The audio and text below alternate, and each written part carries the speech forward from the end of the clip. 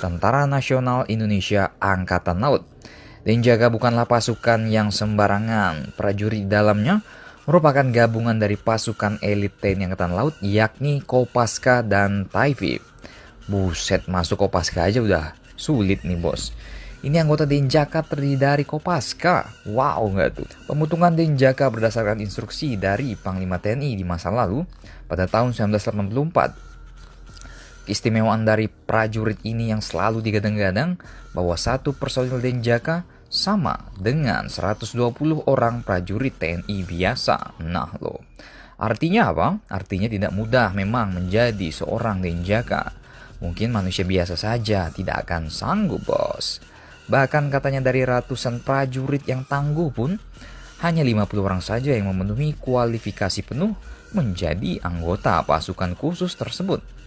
Mereka akan mendapat pelatihan yang sangat keras yang biasa dilakukan di Kawah Chandra di Muka, Situbondo.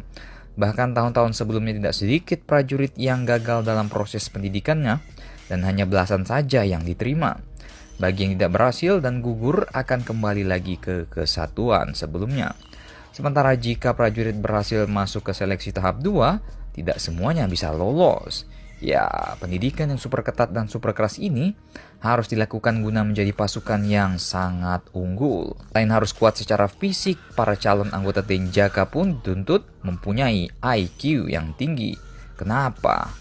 Ini karena prajurit Denjaka akan sering digunakan dalam masalah penyusupan di daerah operasi, sehingga mereka harus mengatasi masalah dengan cepat, baik secara individu maupun secara kelompok.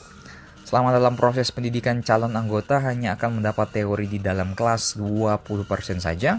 Selebihnya mereka akan berlatih langsung di dalam hutan, laut, dan udara. Nah, buat kalian para mahasiswa yang tidak suka di kelas, mungkin bisa mengikuti seleksi Denjaka.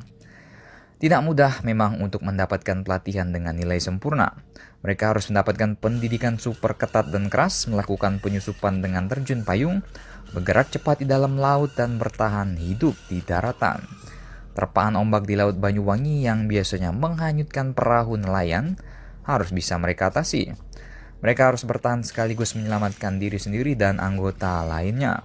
Bahkan mereka kerap dengan kaki dan tangan terikat di ombang-ambing di lautan. Nah loh, sangat berat bukan? Setelah berhasil melawan ganasnya ombak di lautan, hal selanjutnya yang perlu dilakukan calon anggota adalah bertahan hidup di dalam hutan. Perbekalan pada para anggota pelatihannya hanyalah garam saja, ya lumayan. Bahkan air minum pun tidak dibekali. Mereka benar-benar harus mencari sendiri di dalam hutan. Sementara proses pelatihannya biasanya dilakukan di alas purwo. Tepat di tengah hutan, mereka harus bisa bertahan hidup selama berhari-hari. Tak jarang mereka memutuskan untuk berburu binatang buas, seperti ular misalnya. Namun kalau mereka hanya mampu menangkap seekor monyet, maka binatang itulah yang akan menjadi santapannya. Belum diketahui secara jelas apa saja misi yang dilakukan.